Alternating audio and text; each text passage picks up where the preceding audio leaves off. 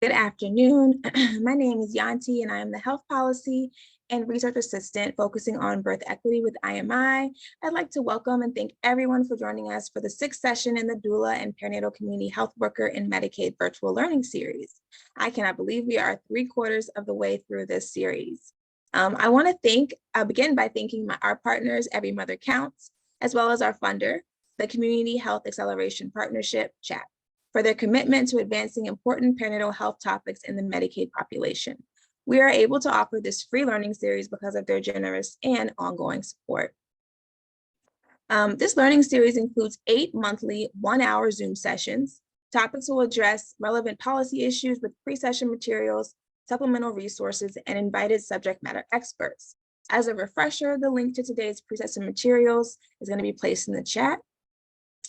Sessions are recorded and will be archived on the IMI website. All attendees are automatically muted. To participate in the discussion with the speakers, please use the Q&A feature to submit questions and comments. We encourage you to submit questions throughout the session. Any unanswered questions will be consolidated and shared with our presenters and project team after today's session, and we will send out responses with the post-session materials. At the completion of this session, you will receive an email message with a link to complete a short 3-minute feedback survey. As a reminder, completion of the survey is required as part of your participation in the learning series. We actively review and incorporate your feedback into future sessions. We look forward to hearing your thoughts. Finally, all materials, including the slides and session recordings, will be available to you on the IMI website about 2 weeks after the session. For today, our learning objectives are to identify the importance of co-designing Medicaid policy and programs with community-based perinatal support workers, understand the need for perinatal support programs to be accountable to the communities they intend to serve and their workforce, and identify recommendations to support state Medicaid agencies and Medicaid health plans in collaborating with community-based perinatal support workers to expand their leadership, expertise, and technical assistance. Before we hear from our speakers for this session, we would like to continue the tradition of emphasizing the importance of avoiding placing the burden of addressing all maternal health inequities solely on the shoulders of doulas and perinatal community health workers. Access and coverage of doula and perinatal community health worker services in Medicaid is just one element of a multi-pronged approach that is needed to support system-wide transformation. For this session, we are excited that Yuki Davis, Manager of Policy and Advocacy at Every Mother Counts, will be our moderator. So I'm going to hand it off to her now. Hi, everyone. I'm so excited to be able to introduce our amazing group of expert panelists. Porchia-Albert is the founder and chief executive officer of Ancient Song in New York. Dr. Elizabeth Tinker is a clinical nurse consultant and nurse advisor at the Washington State Healthcare Authority, which is Washington State's Medicaid agency. And finally, Dr. Sayida Peprah Wilson is a psychologist and doula, as well as the founder and executive director of the nonprofit organization Diversity Uplifts Incorporated. And because a full bio and all the achievements and work of each of these panelists would take much too long, we've placed a link to each of the speakers' fuller bios in the chat. So for today's session, we'll start with a moderated Q&A and then open it up to questions from participants in the chat box. So please remember to send in your questions throughout the moderated Q&A. We're excited to get to them at the end of this session. Wonderful. So I'm excited to get us started.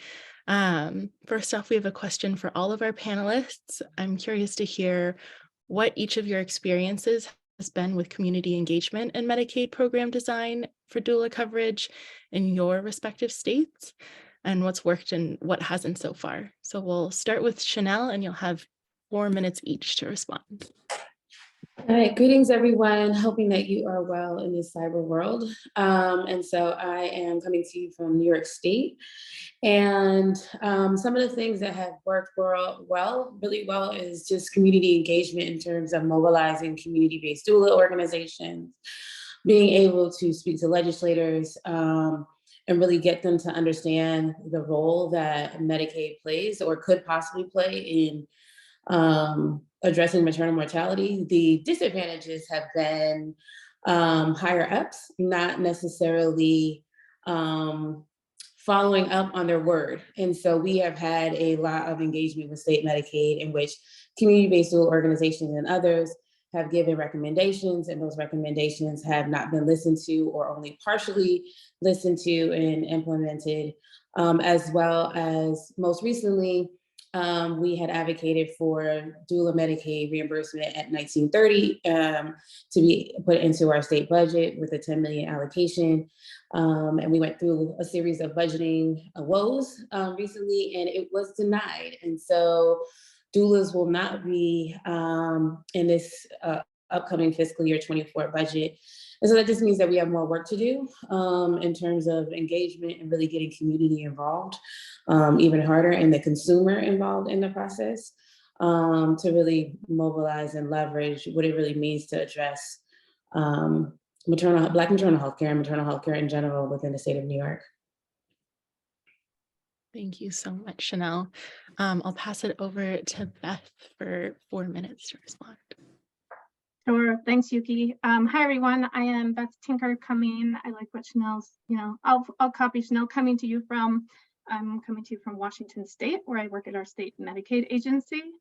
In terms of community engagement, I think something that I was very fortunate about when I came into this role at the Healthcare Authority a little over 3 years ago, we had a legislative mandate to work on, to consult, and consult is an interesting term. I'd probably say more about that. That was what was in the legislative, in the bill from the year prior. So we were directed as the state Medicaid agency to consult with doulas and our Department of Health, which in Washington is our credentialing agency, among other tasks, but that probably will come up and feels important.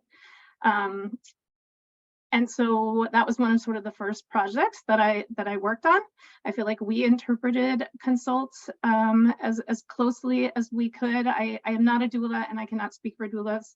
And so I just want to be clear that from my perspective, we really looked at a partnership model where we engaged in a number of community stakeholder sessions that were open. We tried to cast a very wide net in terms of participation, and we had a large number of community doulas, as well as doulas working for other agencies, as well as some hospital doulas participate. The purpose of that work, and frankly our mandate in that work together, was really coming up with recommendations for doula reimbursement for Medicaid benefit, along with CMS as well. So that process for us, I think, has been foundational. Myself and colleagues at the Healthcare Authority who are very committed to this project, who honor doulas and birth workers, particularly those of color, as partners in this work and folks who we desperately need to be leading this work. I think that we have built relationship over time. I hope that we have earned trust of doulas, but again, I would say obligation is not on doulas to trust us. Obligation is on us to be trustworthy and to earn that trust over time. So again, I would hope that the doulas that we have worked with and built relationship would say that we have established trust. I think it's ongoing. That continues. We need to continue to show up, to learn better, to be better, to do better in order to really do this work together. What has worked and what has not? So I think the foundation of relationship building has worked really well. Chanel, disappointments and timelines and being let down, I think we have also certainly experienced in Washington, and that is hard. Something that has worked well, I think, again, I'm going to stay as much as I can to the Medicaid perspective, because I think that's why I'm here, right?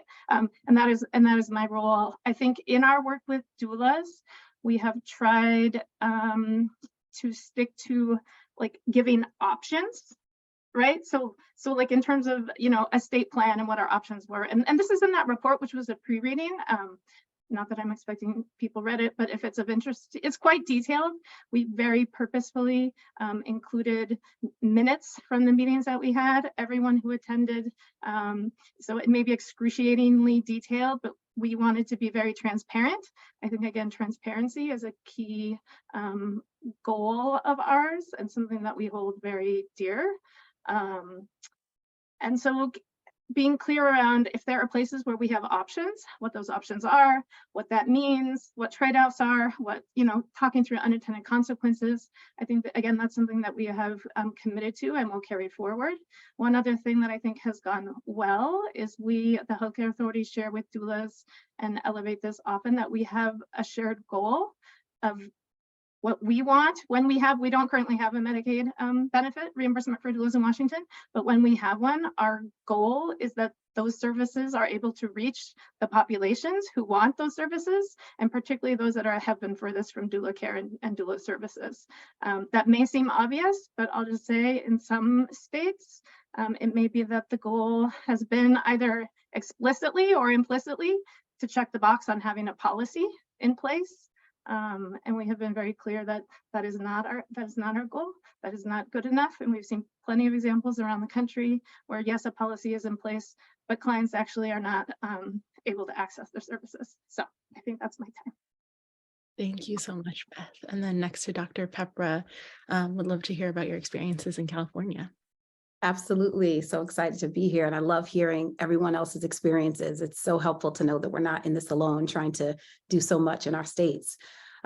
So our benefit for doulas came out of a bill, SB 65, which came after a lot of years of community doula pilots in California. So I think we're in a good position to be working through a benefit because we had been really engaged at the community level. There were a lot of really strong allies with insurance companies and separate organizations like the National Health Law Organization that really stayed with us moment by moment behind the scenes to help make sure that the doulas were oriented as this process was going.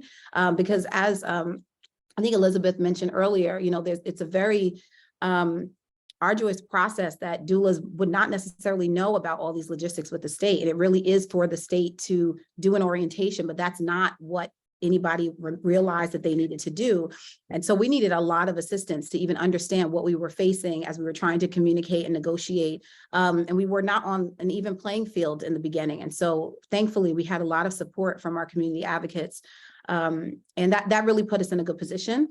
And then our governor signed, you know, for the benefit to be in the budget. And so it went from the bill to being implemented and then very fast into the hands of DHCS, which is the Department of Health and Healthcare Services in California. We had about 20 people on a doula stakeholder work group, of which I was a part of that original stakeholders. I would say it was about 20 people, if I remember correctly, because now this is going back over a year when that started. And the state had to build the state plan amendment. And I believe that happens in all states. I'm not sure. Maybe Elizabeth can speak to that later. But that was a big deal because we understood that meant it would go out publicly. It'd be really like setting a tone for what the parameters would be. And so it was really important to the community to be active in that build out. And so the way that, you know, DHCS had sort of thought they would do it, which is the way that they always do these things, is to do, I think they started to do work groups. I don't know if they do that for every benefit, but certainly ones that are not sort of standard. But the work groups were, I mean, it feels to me like they might have been like kind of perfunctory. Like you just go and you listen to what they have to say. And if you have any comments, you could send a message. And then if they have anything to say, they'll let you know, but they're basically going to build it themselves. Like, I don't know what has ever happened before, but when we got to the table, they were absolutely not prepared to be in an active conversation with community doulas who were at the table, very aware of the benefit. I mean, many of us actually supported in the original bill, the writing of it and the messaging, and we were consulted around it. And so this is our benefit, you know? And so even though they received it and it's like a part of their everyday routine to create the things to move a benefit. This was very unique. Doulas are not medical providers. It was very difficult to get past conversations that were referencing us in that way. And so we started off with this big stakeholder work group that people basically could like respond in the chat and maybe say one or two things for a couple minutes. And it was not enough of an engagement and back and forth to really be able to actually teach DHCS like about what doulas were and like what actually this benefit needs to be in order for it to work. And they did recognize that. And I have to say, we're really grateful for our team because there was, obviously in the beginning, they were hoping it's gonna be simple, and we're like, so are we, but our simple means we keep talking and, there's a lot of back and forth, and that wasn't the way it was set up. So they actually, we did two things. They brought in a moderator facilitator, Race for Equity is the name of the organization, who helped actually facilitate the meetings because there was a strong sense from the community that they weren't being listened to. And then there was also a smaller communications advisory team that made up of 5 individuals who are doulas and also community doula program coordinators, to have more direct conversations, because when you're in such a big group with all the people, everybody can't talk, but there were things that had to be sort of hashed out. And when you do this process, you realize that we don't start with the same understandings and definitions. And so through that process, we were able to build the state plan amendment.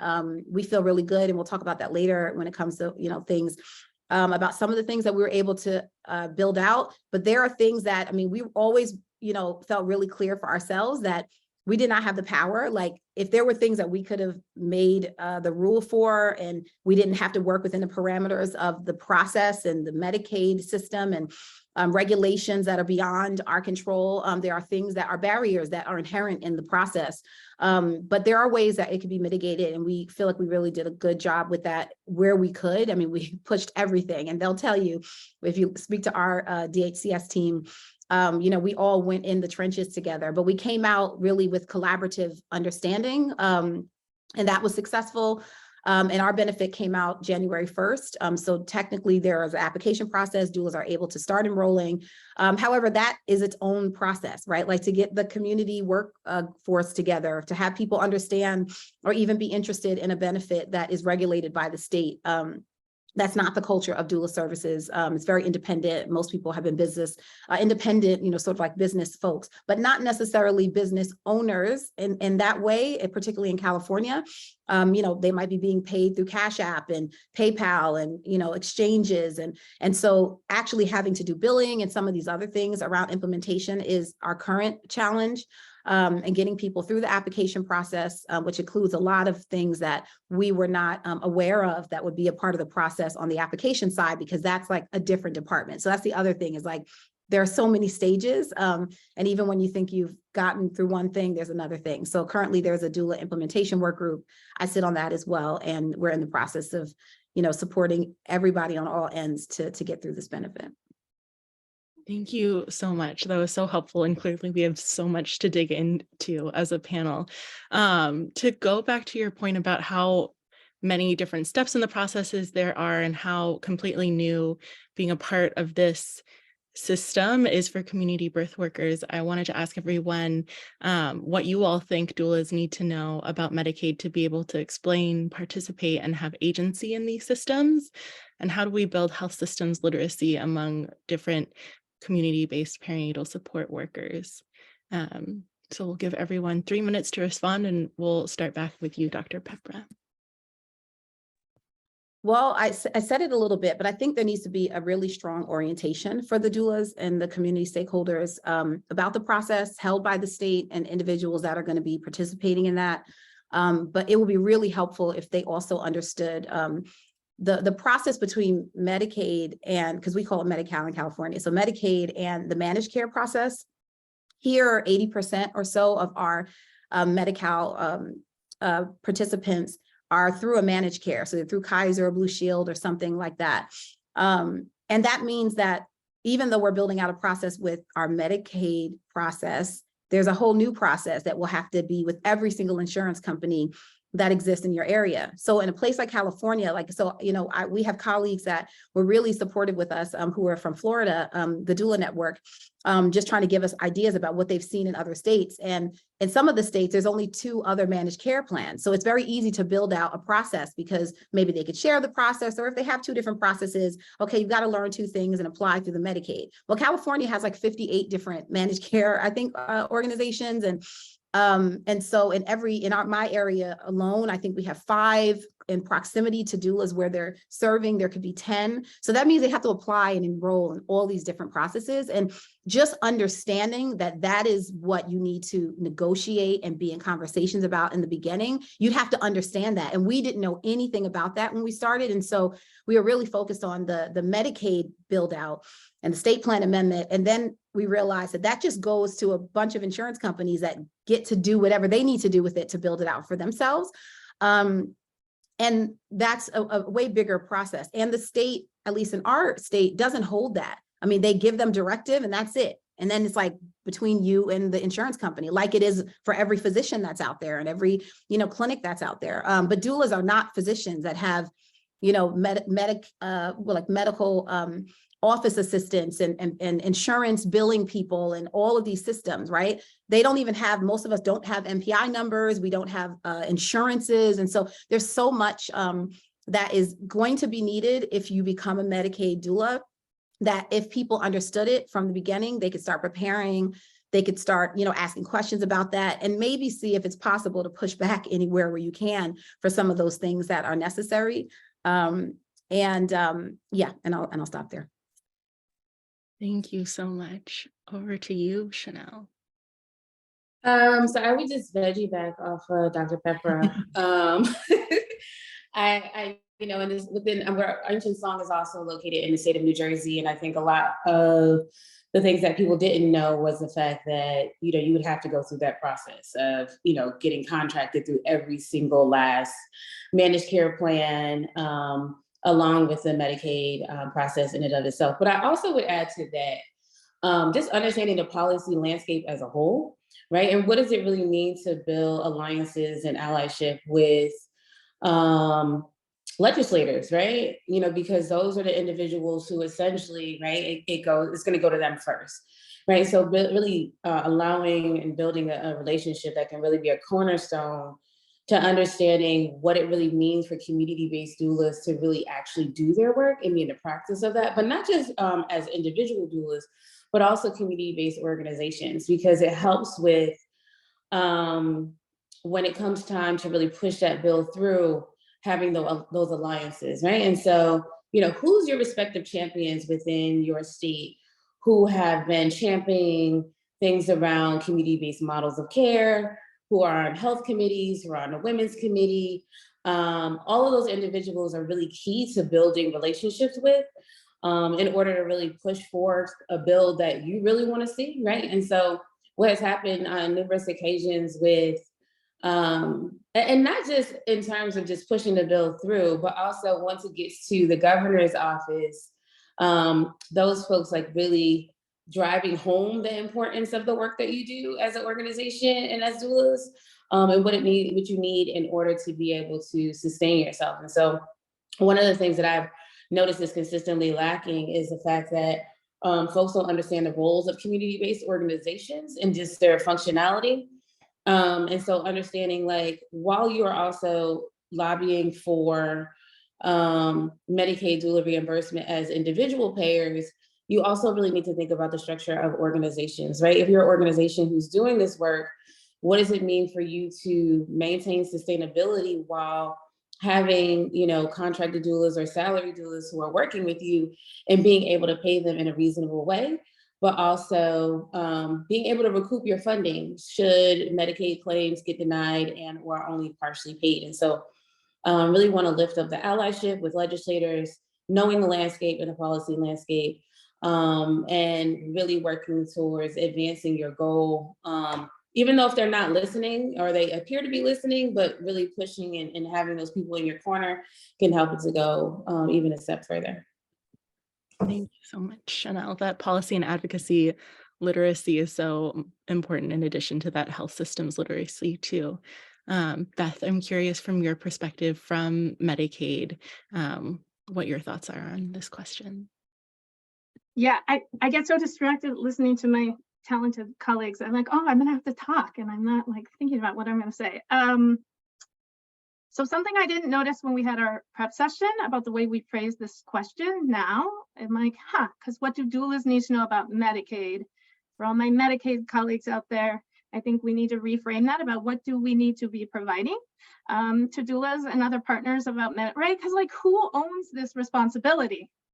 And I didn't notice this before. We are all works in progress, but I think that's an important thing. So what do we need to provide to people? Like what they need to know.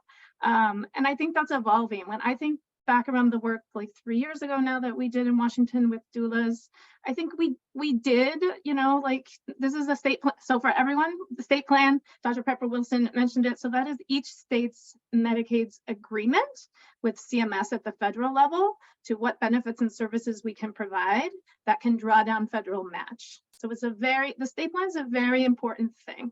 Now, because I'll be transparent, do we as a state have to put services and benefits in the state plan? No, there's a couple other like authority opportunities for Medicaid. So again, I'm not gonna go too into the weeds, but just saying like, these are things that we'd like share with people so that we all have mutual understanding. And states can also choose to pay for services with only state dollars. Of course, this varies at the state level a lot, right? Everyone's probably like, oh yeah, my state does, you know, some of us are in states that are more open to paying for additional Medicaid benefits with state dollars. So yeah, so I think it is what do we need to provide to people? And it really is this like Medicaid one-on-one, like what the pieces are, how they work, what the trade-offs are. I also think Dr. Peprah Wilson mentioned this, and I just want to elevate it because I think it's so critical that there is a tension between doulas and being a Medicaid provider. Like, and it's sort of at like the beginning of our work 3 years ago, it sort of felt like the elephant in the room, right? Like we would meet after meetings and we're like they're autonomous and they're advocates and they're rooted in like racial and social justice and reproductive justice. And like, there are pieces of that is at odds with being a Medicaid provider. And we should just like say that to each other. And then like, again, it kind of comes back to, and these are the things we really can't change, or like, these are our guardrails, but like, you know, over here, like, let's think about if there's other options, but like, that's just a reality, right? And I think the place where we come to hopefully is, even though there is this inherent tension, and you think about like the roots of Medicaid, right? Like in 1965, when Medicaid and Medicare were set up at the federal level, it was a very specific policy decision that Medicare, paid for by the feds, administered by the feds, the same everywhere across the US. Medicaid, low-income women, pregnant people, and children, we're gonna let the states really decide what that. So the origins of Medicaid are problematic, right? The ongoing structures of Medicaid are problematic, and they're at odds with a lot of things. Again, I don't mean to speak for doulas, but like, I've learned a lot from doulas, and I think that there's a tension there that we just need to talk about and not pretend like it doesn't exist. How do we build health systems literacy? I think we're responsive partners. So, you know, I think our upcoming work in Washington with doulas, we've learned, like, the team and I, like many of us were pretty new to Medicaid. And so we ourselves have learned like more about, oh, these things seem important to share. The managed care piece, totally also true in Washington, most managed care states. It's not just becoming an enrolled Medicaid provider, it is individually enrolling with each MCO, the amount of work that takes. We all, right, totally agree. Doulas, by and large, do not have the organizational support and infrastructure. So what are the solutions there? And again, we're farther behind either of your states in terms of not having a benefit yet, but we're thinking like, is it the clearinghouse? Like, people have tried that. How is that working? Like, is that a strategy that we want to try to take forward in Washington? Is it having dedicated staff at the healthcare authority who are like experts in the revenue cycle, which is not me. Like, I know a little bit and like I'm learning more, but so I think that's another piece. Thank you so much. And I will say that this learning series is all about the weeds, so please continue to put your questions in the Q&A box so we can get deeper and deeper into the nitty-gritty of this work. Shifting gears a little bit, Chanel, I'm curious, as a doula trainer, and in your leadership within the community-based doula space, what systems do you see that need to be in place for doulas to be able to provide bi-directional feedback for accountability when experiencing injustice and secondary trauma themselves within the perinatal care system?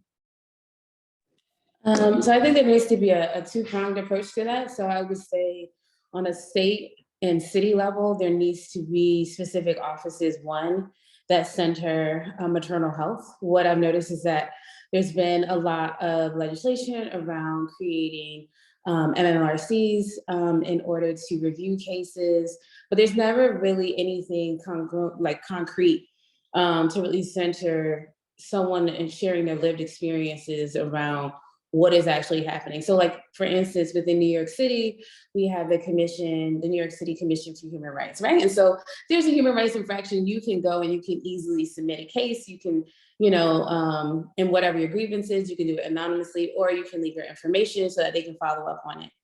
But when it comes to maternal health, we don't have the same level of mechanism. And I say that as someone who was a commissioner in New York City on the New York City Commission for Gender Equity, right? And so this is a commission that specifically is focused on gender and the various different intersections within it, right?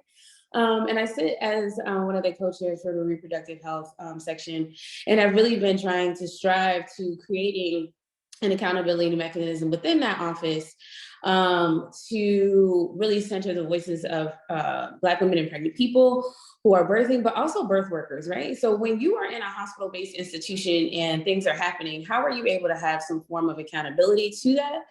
That allows for you yourself so that it can be investigated. I also would say mental health mechanisms in place in order to center those birth workers who are within the community. And so again, it's not just a one and done. And those offices should be providing quarterly reports to the city and or the state. So that is reviewed by community stakeholders as well, and it's made public.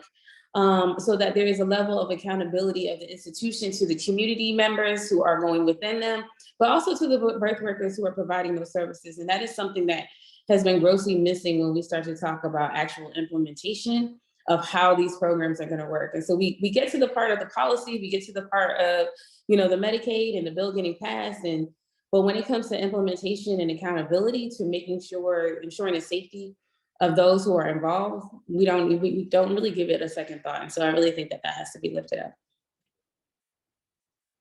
Thank you so much, Chanel.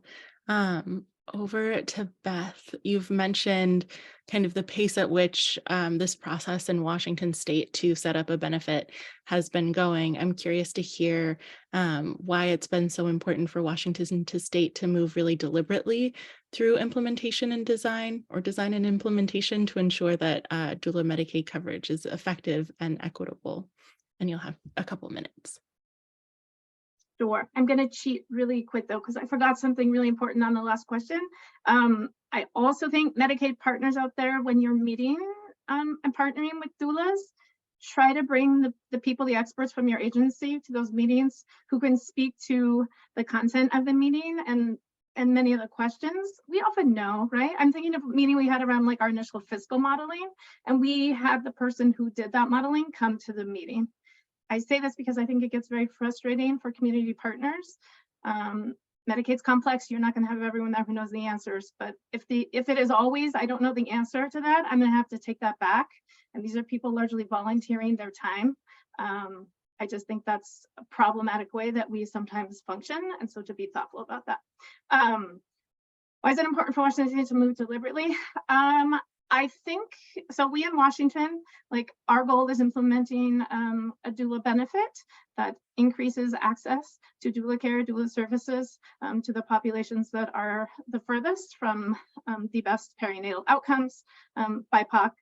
Also our rural communities. I mean, typically when we talk about disparities and our urgent need to decrease the gap, we are talking about racial and ethnic disparities, but I am reminded and I hold that we also have pretty significant rural disparities in Washington and in other states.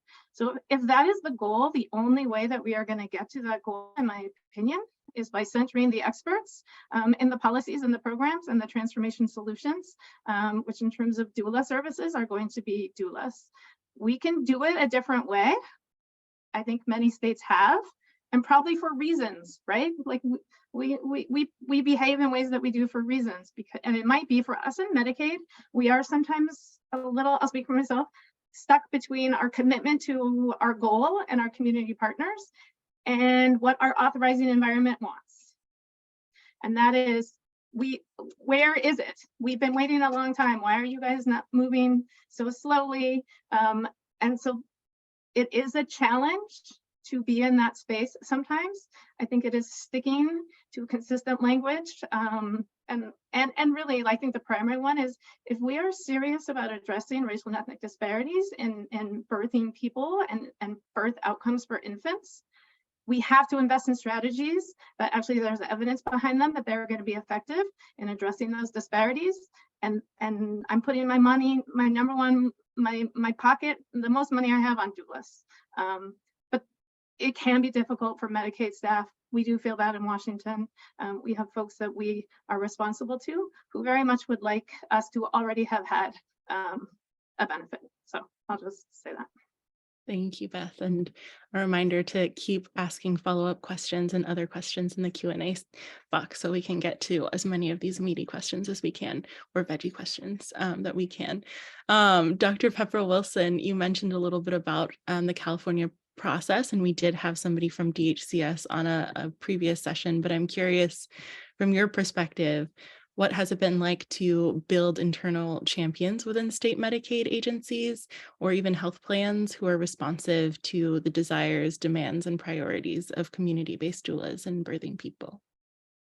Yeah, I think, you know, it takes a lot of like deep breaths and like mindfulness practices and like collaboration with other people going through the process with you, where you can sort of like woosah in the difficult conversations. Like it really, I would say like the first thing is to have patience. And so I'm trying to convey that in that way, because you're starting off with, and Elizabeth mentioned it, you know, this really strong agenda to hurry up and get this thing done for a system. And the people, the community doulas, people who've had doulas and who want to see this come out for their next, you know, pregnancies and for their families to come, know that if it's not built right, we're going to have something that's terrible, that could devastate our field, that could devastate our ability to make money. I mean, there's a lot of things that could happen if the wrong players are too active, and people who are not here for birthing people and people who are supporting them, but people who have other kinds of agendas, if they come into the mix, it can be really problematic. And it seems like a great idea to build out a benefit, you know, paid by the state to support doula services until it turns into something that, let's say, criminalizes any other doula that's not a part of that system, right? Because now maybe there's a state regulation that says this is what we've identified, what the doula is, and anybody who practices and calls themselves a doula outside of this is against the state system, right? That has happened and could happen. And if it happens, then the entire workforce is devastated by this really thoughtful attempt to try to provide doulas for the most vulnerable birthing population in the state. So it's a really contraindicated scenario that you can come into. And so we really had strong feelings about every single thing that we discussed, and the lack of understanding from the state about why it was so important, each of the things we were trying to push, was really frustrating. So I would say that in order to build champions, you have to really create a system for the community champions where they feel supported in that process, because it feels like going to war, protecting your children and your unborn children and 7 generations to come. I mean, it feels really serious what's happening. And it's just the day in the life of the workers who are assigned to this bill, right, or to this implementation. And so we were really fortunate to be able to convey stories of families. I mean, we had a number of elders in our group of champions who were not afraid or shy to tell every single possible story of why they've been doing what they've been doing for decades in the community, to convey why it's so important for the state to be listening to us. And I think it really helped to take the time to do that level of communication, to be somewhat informal about it. Like, you know, in these meetings where you're having these logistical conversations, it's not the time to tell a story. And that's not the way our community works, particularly birth workers who are all in the relationship part, right? And so that was really helpful. And we were able to really get buy-in and emotional connected support by our DHCS team. That was the small team on their end that were meant to build it out.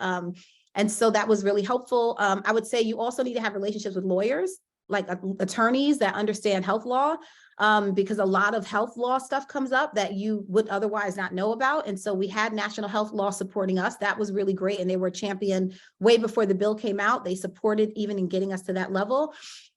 We also had insurance companies that were really invested for years in advance, and some of them maintained that level of investment through the process. They sent representatives to support the doulas. So they sat with us on our end of the table to try to sort of push for what they knew would be needed, because they had already piloted things that they in their medical mind thought would work, and then they realized it wouldn't. And so I would say that, and then you definitely need to engage funders. And we were able to, you know, have really dedicated foundations that did what they could to support some funds when they realized that there was a lot of unpaid time being engaged with all these community doulas and community doula organizations and advocates, when the state is being paid every time they're talking to us about all of this, right? But we are not. And most of the people in the community side of it are not in full-time positions. They don't necessarily even have insurance to start off, right? They're the contractors, and so it really was an uneven playing field about like how much time you have to respond to emails and to read the briefs, and so we needed a lot of support around people and people power, and some of the funders were able to contribute to that, and that was helpful as well. Thank you so much. And I imagine it would be really helpful to have that funding and support for that advocacy and collaborative work from different state agencies as well as you navigate this process. Yes, I mean, we were told many times that that wasn't an option, so I didn't even mention it. But yes, states, if you have money somewhere, this is the time to put it in. Because I'll tell you, it's actually a really bad look for a state to build something and have no capacity financially to implement it. And so we are in a precarious situation. We're the largest birthing state in America, and there is no money to actually move the implementation to support the community doula programs that have been supporting the doulas that would otherwise take this benefit. And without that, people don't want to be engaged. They can't. They have to feed their family. They have to find another way to earn a living. And so it's really unfair, you know, the scenario. But one of the things that I've realized through this process is it's like the whole thing is set up poorly, right? And so it's like we were sort of directing a lot of that energy to DHCS, and they're like, we're just here to build the benefit. We don't actually hold the funding around that. Like that part of it isn't ours. And so this is where we go back to figure out who all the stakeholders are and who can do some of that, and make sure that they're all at the table at the same time, rather than doing it bit and pieces. Thank you so much. And maybe that was my idealistic visioning, but I will say Chanel always reminds us to center hope. And so our last question before we turn over to audience Q&A, and again, a plug to keep putting your questions in there. I would love to hear from each of you what you're most proud of in your state around its efforts to expand access to doula care. And we'll have 2 minutes each so we can have some audience Q&A too. And we'll start with Beth.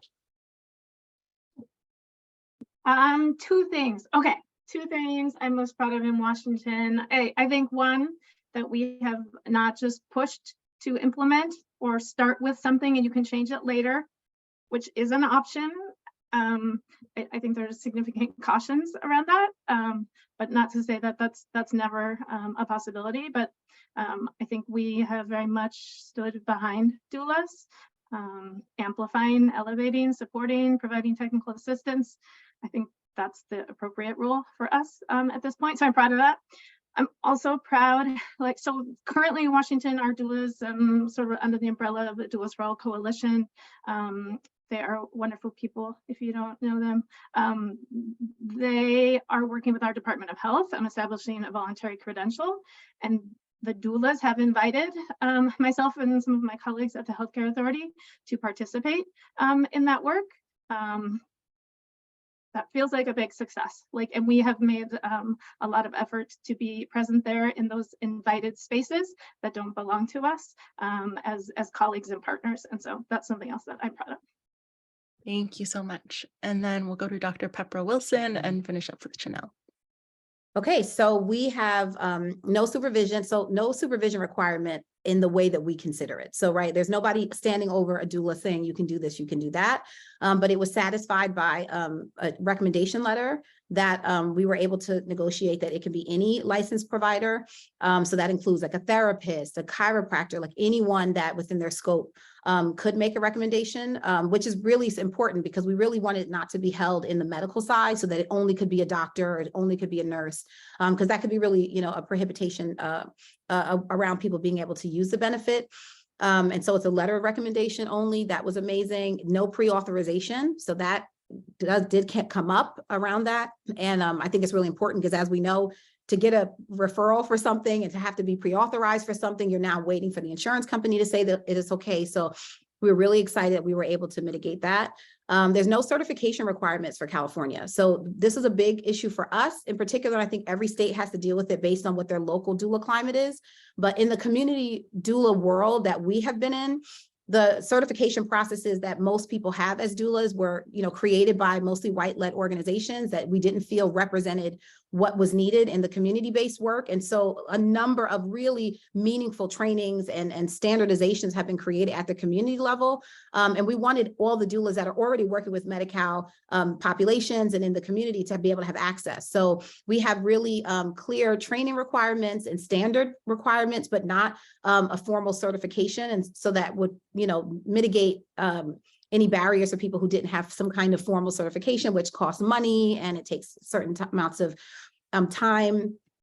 We ask for clear, you know, reimbursement rates for specific things and not just a general thing. So we have what we're considering to be full spectrum doula services in California. People can, if a person is having an abortion or a pregnancy release, they can have a doula. A miscarriage, childbirth in and out of the hospital is covered by Medi-Cal, which is really important to the doulas who also work with birth centers and in home births with midwives.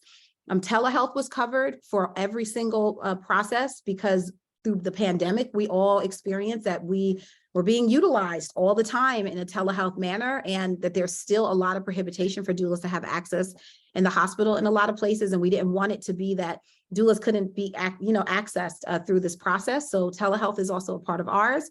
And there's no limitations on training organizations. So some states have decided to have a list of organizations that you have to be trained by these people in order to do it. Our state, we have had so many doulas have to go to different states because they wanted a particular type of training. For instance, like abortion doula training is not necessarily really available in every place. And so people have really engaged in training in various places, and we didn't want that to be a limit to them. And lastly, we have an experience pathway and a legacy pathway. We call it like the grandmother's pathway. And so if you are a doula that have been practicing in the community and you've never had training, but you've been practicing for 30 years and you are well experienced, there's a pathway within our benefit for people who will get the legacy portion. And then those that are through training and education also have a pathway. Thank you so much. And then just a laundry list of achievements and great things. Over to you, Chanel.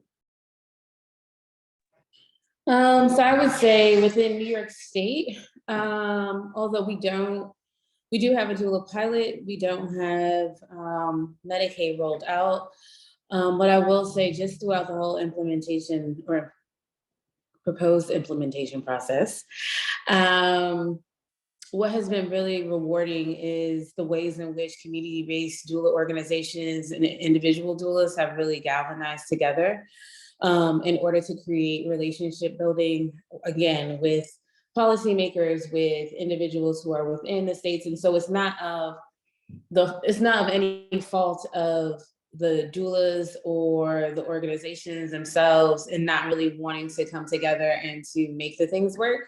It really has to do with the processes of those who have continued to listen to our story, the ways in which things can be really done, and then deciding to do it the way they want to do it anyway. And so I will say, I really appreciate the intentionality though, and the continued dedication of those, because it could be easy. You could easily become discouraged, right? You could be like, you know what, just forget it. I'm not doing this anymore. Like, it's not worth my time. And some people have said that. they're like, it's not of any benefit. I could just continue to serve the community the way I've been doing. While I totally and completely understand that as a community-based doula organization, Ancient Song, we see a large majority of Medicaid recipients. And so being able to provide that additional network of support would be amazing, right? And us being able to continue to support community in sustainable ways.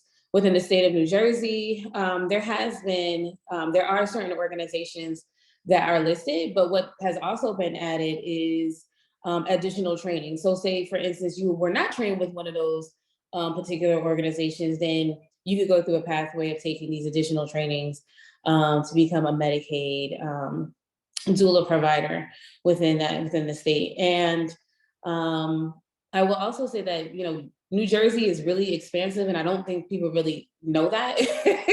But it being really expansive, one of the things that we have done at Ancient Song is to create a birth justice institute, to really support the intergenerational community care workers, advocates, parents, birth workers, the funders as well, within the community, to really come up with continued policies and protocols for what does it mean to continue through the pathway of doula Medicaid reimbursement, but also looking at other areas that may be of concern to those in the state. Thank you so much. And clearly an hour is not enough time for this panel. I wish we could keep going all day. This is going to be a bit of a lightning round. One of our participant questions will have like a minute or two per person to answer, but I'm curious to know if any of you have seen a good of example of where a Medicaid program provides helpful education program or resources or training around things like how to become a Medicaid reimbursable doula. And if you haven't seen such an example or you don't think it exists, can you describe what a dream resource website forum would look like in a minute? Chanel. Okay, so I will say that I have seen Rhode Island's website, and they have been really, they have been really, really intentional about trying to lay it out really clear and simple for doulas who are interested in going through the pathway of becoming a Medicaid provider. It lists all things, right? And so like where to go, what does that look like? What other education you need to get? What's the step-by-step process? It even has the bills that were previously on there, just in case someone was curious and wanted to like read through them. And touch points to be able to reach out, and you actually get a response, right? So I have spoken to folks in Rhode Island too, because from state to state, we like to get into collaboration, because oftentimes what happens in one state is going to be duplicated in another state, unfortunately. And so if something was bad in one state, then, it can oftentimes get adopted in another. And so, but Rhode Island was a really good example of a comprehensive website and things that can, essentially help the folks there. And there probably could be more information on it. I don't think that, but for what it is, it's really good. Thank you so much. Yeah. And I would just say, just check out the Doula Network could also be a good resource, because they're working with a number of different states around building out their benefit and particularly supporting the doulas for the administrative and technical support and billing and those kinds of things. So if you're trying to figure out like, how would you even approach it? First of all, where's your state at, like in their process, right? Because if they're not even yet here, then it's more of like getting to where those conversations are. But if they're somehow in it, or if they've already implemented it and you're wondering how you participate, I would actually contact them directly. Like, I don't know what the version of DHCS is for every state, but whoever is the Medicaid implementer, they are supposed to be able to support people in that. And I always, want them to do that part. But the Doula Network is supporting at a community-based level around doulas that are trying to figure out how to navigate their benefits, so they could be helpful too. Thanks, Beth. Yeah, I think my colleagues have much better information and insight, but I would just say like my dream would be like a targeted universalism approach, where there's varying levels of support for a doula who wants to become an enrolled Medicaid doula, right? From like FAQs and like things on a website, and like, yeah, that can be super helpful. And maybe that's all some people need.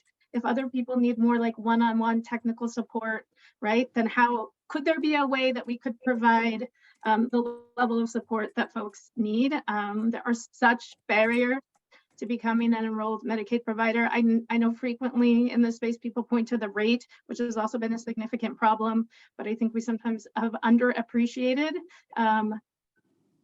the becoming an enrolled Medicaid provider and enrolling with all the managed care organizations and getting claims submitted so they get paid and don't get denied. And when do they get paid, right? Like what's the delay? Like all of these, I think, are just significant factors for doulas, and we need to figure them out and do a better job.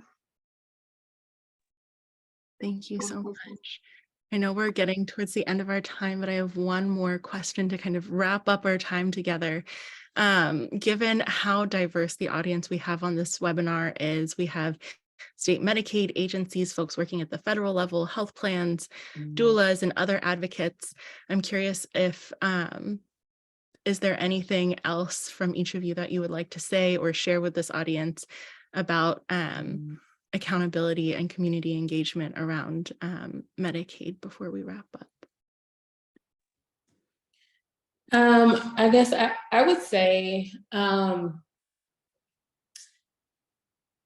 it goes back to what Dr. Peprah said, just and I think Beth said, just in regards to understanding the different dynamics within the two groups and how doulas are essentially providing ancestral work that is grounded in a community care frameworks, and Medicaid is based on governmental institutional policies and protocols. And those two were never meant to mix. And so in understanding that, I think we have to really have grace and patience with one another as we're both trying to understand the dynamics of what it means to work within a system that was never really centered to create pathways for holistic care frameworks, right?